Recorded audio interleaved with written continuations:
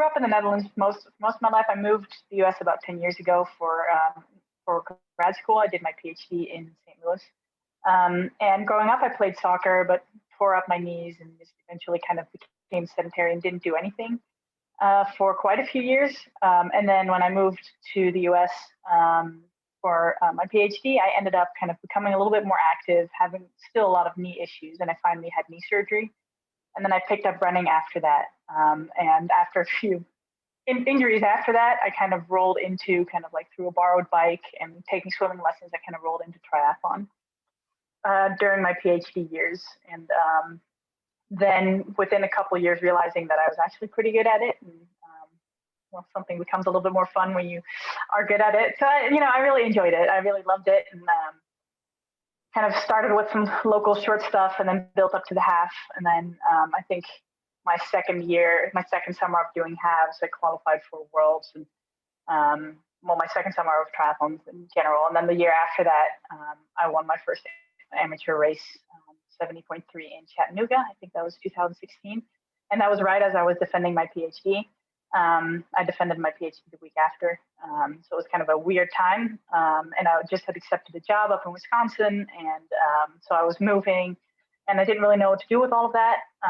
But then when I won the amateur field in 70.3 Racine, I decided to make the jump up to the pro field.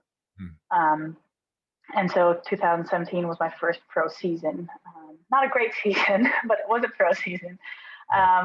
And kind of gone from there. And I still sometimes feel like a rookie in the field.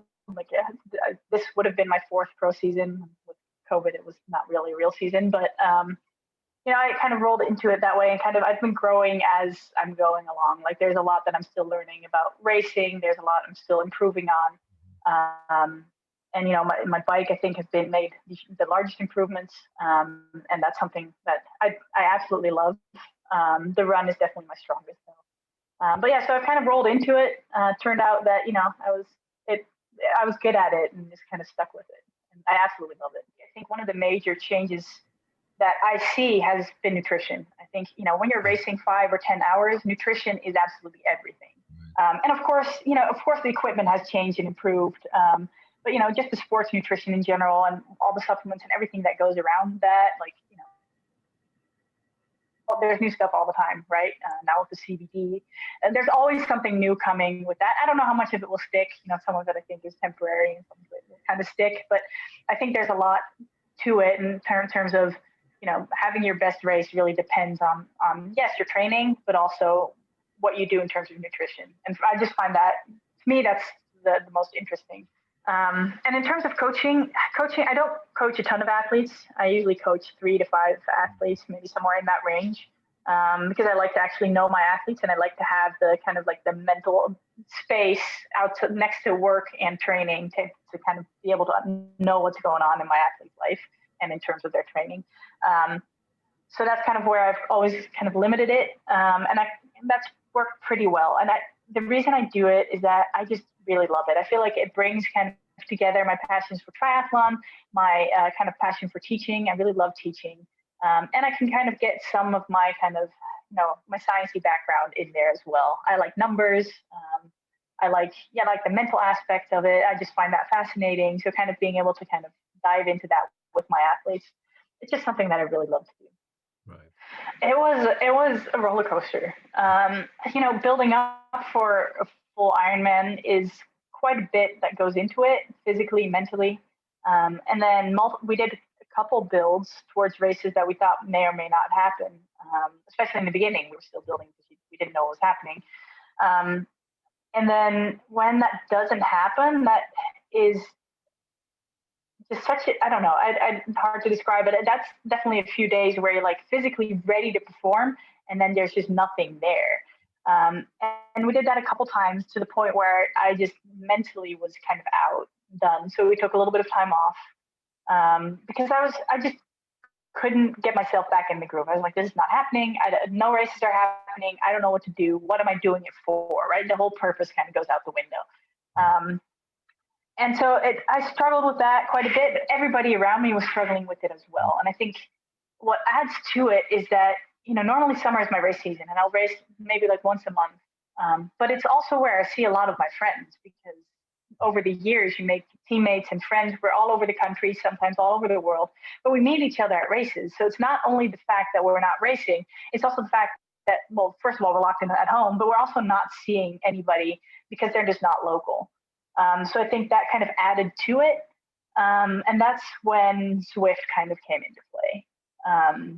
So I think that turned things around in a certain way. It's not the same, right? 1 hour Zwift race or 40 minutes Zwift race is not the same as racing an Ironman.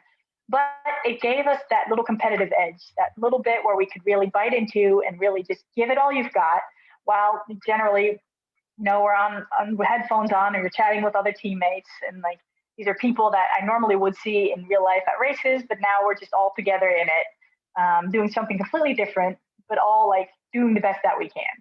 And that usually means, if it's road races, that usually means that we just hang with the pack for as long as we can and then lose it on the sprint, because we're not sprinters. But it's just been, that has definitely made this year, I don't want to say more bearable, because that sounds very negative, but that definitely has been kind of a light in this year. I've met other triathletes through it, other professional triathletes that now I race on a team with, and it's just been, that has just been a really good experience and really fun to do.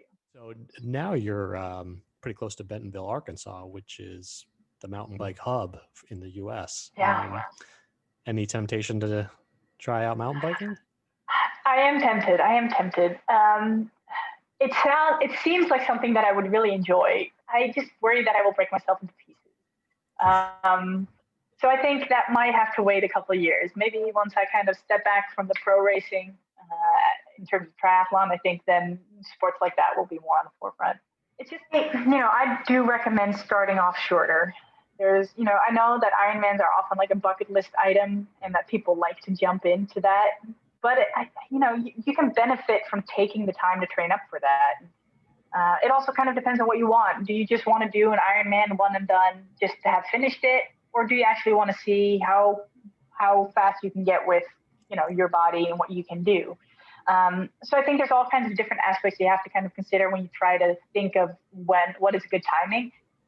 But I think shorter distances are good practice, no matter what you say. Like, doing a few shorter distances isn't going to hurt anybody, and it'll just give you more time to build up towards the longer distances and get used to kind of switching from one discipline to the other and kind of figuring out where your weaknesses and strengths are. So I don't necessarily believe you want to rush into any of it. I think if you have a sports background and you're somewhat in shape, then within a few months you can be ready for a sprint or an Olympics.